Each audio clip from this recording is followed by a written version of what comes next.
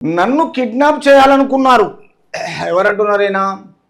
విలేకరుల సమావేశంలో మాట్లాడుతున్న మేయర్ జక్కా వెంకటరెడ్డి బీఆర్ఎస్ తరపున. కాబట్టి పెద్దంబర్పేట వద్ద హత్యకు ప్రయత్నించారు. ఫిర్యాదుగూడ మేయర్ జక్కా వెంకటరెడ్డి ఈయన చేసే ఆరోపణలు అంటే బీఆర్ఎస్లో ఇప్పుడు కేటీఆర్, హరీష్ రావు, కేసీఆర్ ఏ విధంగా అధికారం పోవంగానే ఎట్లా ఆరోపణలు చేస్తున్నారో అదే గాలి, అదే తత్వం, అదే మనిషి. ఈ జక్కా వెంకటరెడ్డికి ఇప్పుడు ఏం చేస్తున్నాడు అంటే కొన్ని యూట్యూబ్ ఛానళ్ళకి చెప్పేసి నాకు పార్టీలో కొంచెం ఇన్ఫ్లుయెన్స్ పెరిగిపోతుంది, ఇంప్లిమెంట్ అయిపోతా, రేపు మళ్ళీ నేను ఏదానికైనా ఛాన్స్ ఉంటుంది, రేపు మల్లారెడ్డికి నెక్స్ట్ టైం అయినా నేను ఒక ఎమ్మెల్యేగా రావచ్చు, నాకు ఒక గుర్తింపు వస్తుందనే ఆలోచనలో ఈ విలేకరుల సమావేశంలో ఈయన మేయర్ జక్కా వెంకటరెడ్డి ఏం చేస్తున్నా అంటే తర్వాత నన్ను కిడ్నాప్ చేయాలనుకున్నారని ఈయన క్లియర్గా ఏం చేస్తున్నాడు, ఆరోపణలు చేస్తున్నాడు. ఈ ఆరోపణలు ఏంటంటే దీంట్లోకి వెళ్ళినాక మనకి ఇప్పుడు తెలుస్తుంది. ఈయన తనను కిడ్నాప్ చేసి ఆపై హత్య చేయాలని ప్రయత్నించారని ఫిర్యాదు కూడా మేయర్ జక్కా వెంకటరెడ్డి ఆరోపించారు. మేడిపల్లిలో ఆయన మీడియాతో మాట్లాడుతూ బీఆర్ఎస్కు చెందిన 11 మంది కార్పొరేటర్లతో కలిసి తాము సూర్యాపేట నుంచి ఆదివారం రాత్రి తిరిగి వస్తున్న క్రమంలో పెద్దంబర్పేట వద్దకు రాగానే 12వ డివిజన్ కార్పొరేటర్ అమర్ సింగ్, మాజీ ఎమ్మెల్యే సుధీర్ రెడ్డి, కాంగ్రెస్ కార్పొరేటర్లు తమను కిడ్నాప్ చేయడానికి యత్నించారన్నారు.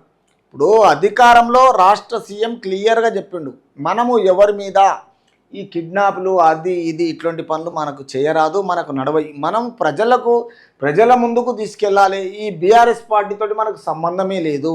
ఇది ఎన్నికల కోడ్ ఉన్నది కాబట్టి ఈ ఎన్నికల కోడ్ ఉన్నన్ని రోజులు ఎవరి దగ్గరికి వాళ్ళు వెళ్ళలేదు, ఏ గొడవలకు సృష్టించలేదు, ఎక్కడా వాళ్ళ మీద కేసులు లేవు.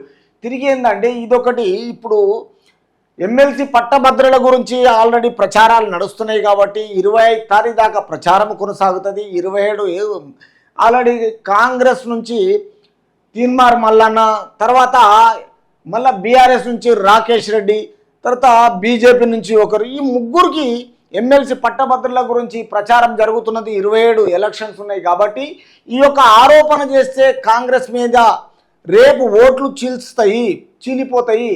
తిరిగి బీఆర్ఎస్లో మాత్రము మనకు కొంచెం మెజారిటీ వస్తుంది, రాకేష్ రెడ్డితో రేపు అసెంబ్లీ ఏదన్నా నిలదీయడానికి అవసరం వస్తుందని ఇది వాళ్ళ హైకమాండు హరీష్ రావు, కేటీఆర్, కేసీఆర్ ఈ ముగ్గురు ఇచ్చిన ఈ సమతుల్యమైన డైరెక్షన్, ఈయనకు ఒక మంచి గొప్ప డైరెక్షన్ ఇచ్చేసి ఈయన ఆరోపణలు చేస్తున్నాడు జక్కా వెంకటరెడ్డి.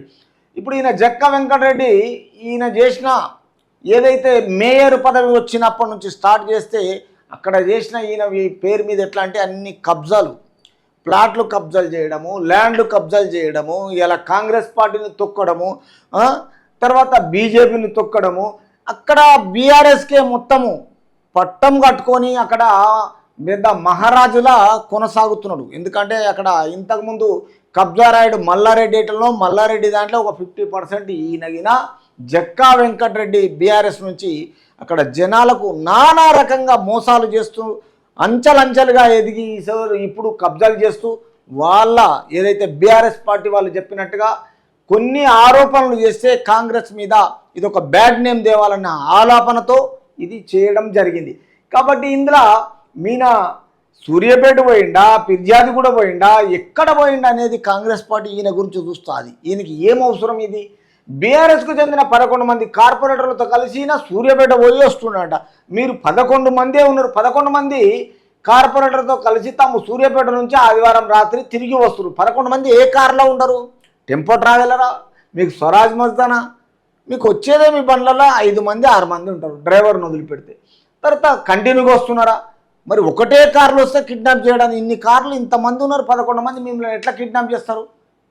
చెప్పాలి, మన దానికి సమాధానం చెప్పాలి. వెంకటరెడ్డి గారు చెప్తారా, కేటీఆర్ చెప్తాడా? రేపు కాంగ్రెస్ను ఇట్లాంటి కుట్రలు కుతంతాలు వాళ్ళ మీద మోపడానికి. తర్వాత 11 మంది కార్పొరేటర్తో కలిసి సూర్యాపేట నుంచి ఆదివారం రాత్రికి తిరిగి వస్తున్న క్రమంలో పెద్దంబర్పేట వద్దకు రాగానే ఈయన గురించి అంట 12వ డివిజన్ కార్పొరేటర్ అమర్ సింగ్, మాజీ ఎమ్మెల్యే సుధీర్ రెడ్డి, కాంగ్రెస్ కార్పొరేటర్ వీళ్ళందరూ కలిసి ఈయనకు ఒకేసారి కిడ్నాప్ చేయడానికి ప్లాన్ చేశారండి. నేను కిడ్నాప్ చేస్తే ఏమొస్తుంది? వాళ్ళకు ఏం చేయగలుగుతావు? నువ్వు ఏం చేస్తాడు? నీకు అసలు నిన్ను ఎందుకు చేయాలనుకుంటున్నారు?